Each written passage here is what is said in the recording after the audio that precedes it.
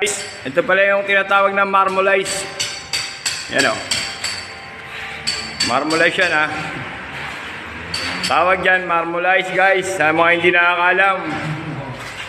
Para malaman nyo. Walang kintab yan. Kaya nga tinawag na marmolize eh. Magaspang. Ito pala yung dumadali niya no. Ayan, dumadali niya no.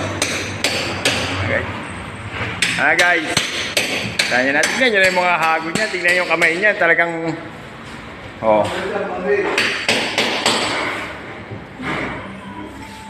Ayan guys ayan o. Yung mga nakakaalam. Mag-comment na lang kayo. Sino gusto mag-comment. At yung mga hindi pa nakakaalam, mga bagwang pintor. Ayan, tuturo ko na sa inyo. Ano tawag dyan ha. Marmolize yan guys. Marmolize. Mat lang yan, mat. Hindi kailangan ng makintab yan. Magaspang lang. Yung saktong hagod lang. Sa yung gumagawa lang nito yung siyempre yung mga may utak lang.